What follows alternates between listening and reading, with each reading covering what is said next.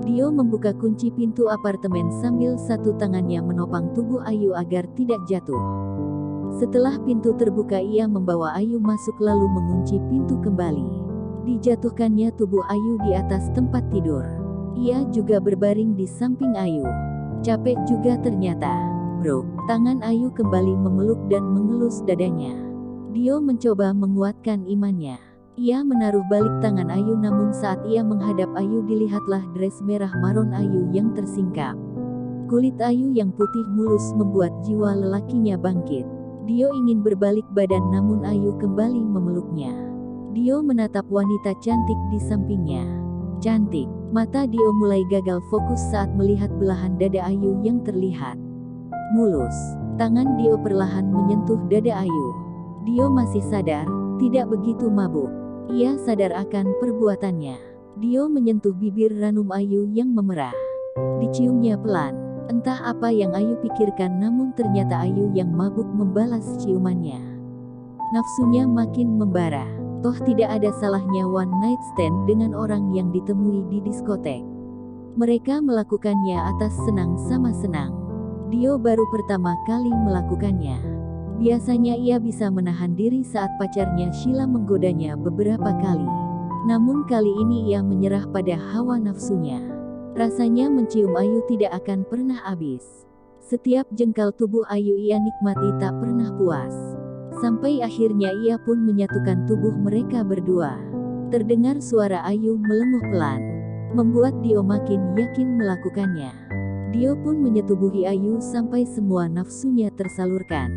Setelah selesai Dio pun berbaring di samping Ayu. Atu masih mabuk tidak sadar apa yang sudah terjadi. Dio mengangkat tangannya hendak mengusap pipi Ayu.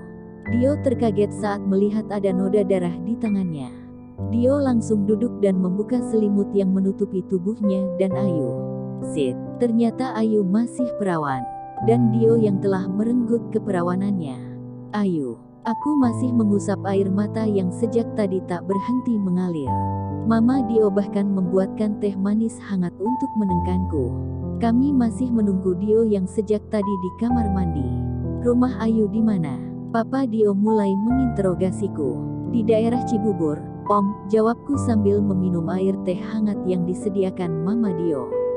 Aku putuskan untuk tidak menangis lagi. Masih banyak masalah yang akan aku hadapi ke depannya. Kamu kerja atau masih kuliah? Kerja, Om. Bagus. Om kira kamu masih anak kuliah. Kamu sering ke diskotek? Pertanyaan Papa Dio mulai menjurus ke kejadian semalam. Belum pernah, Om. Semalam baru pertama kalinya aku ke diskotek. Itu juga karena ada acara kantor. Aku jawab dengan jujur karena memang begitu keadaannya. Papa Dio terlihat sedang berpikir. Entah apa yang dipikirkannya. Satu yang pasti, hal tersebut bukan sesuatu yang baik untukku karena apa yang sudah kualami.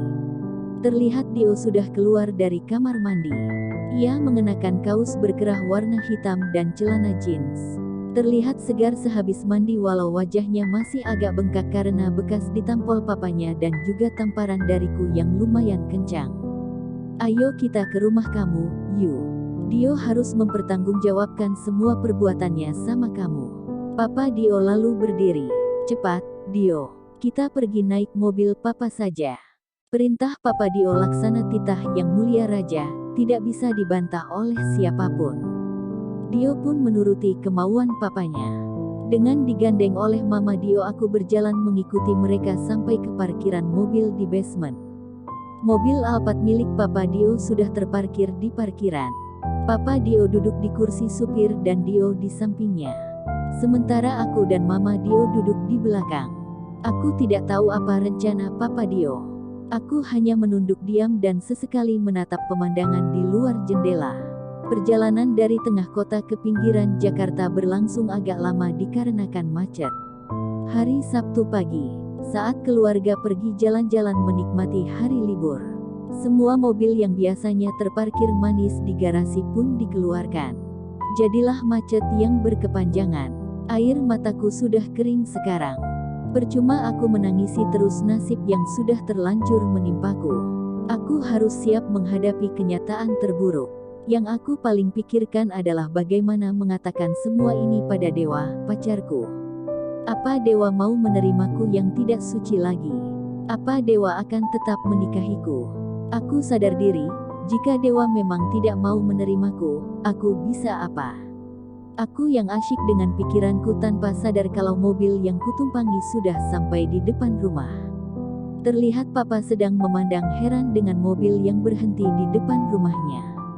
Mobil mewah pula. Papa Dio membuat seat beltnya lalu turun dari mobil. Mama Dio mengikutinya.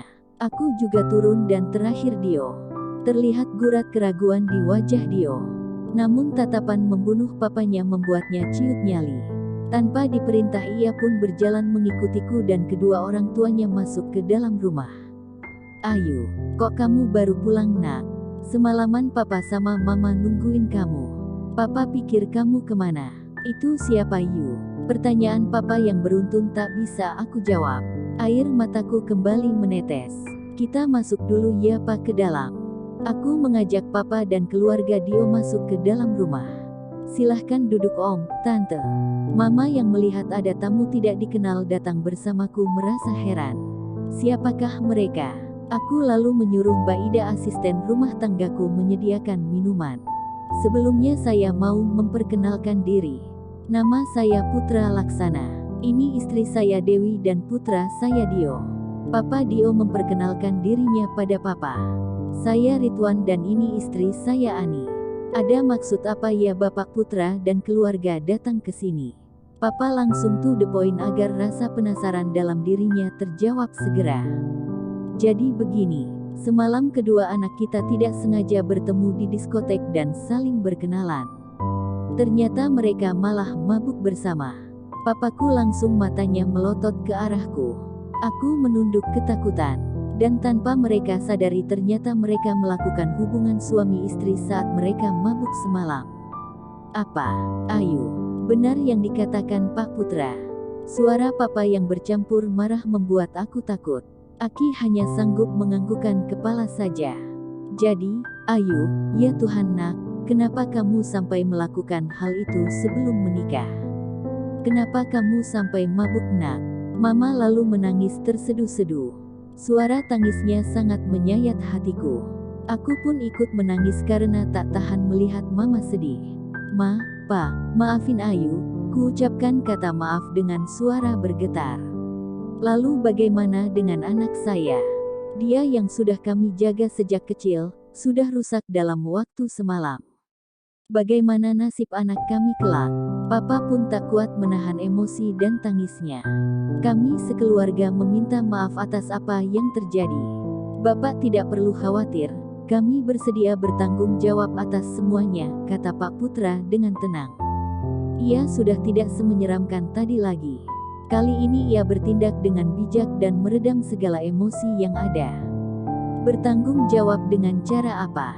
Anak bapak enak laki-laki itu tidak ada bekasnya, namun anak saya perempuan tentulah meninggalkan bekas, kata Papa dengan emosi. Pak Putra menarik nafas dalam. Ia sudah mempertimbangkan semuanya. Hanya dengan cara inilah masalahnya akan selesai.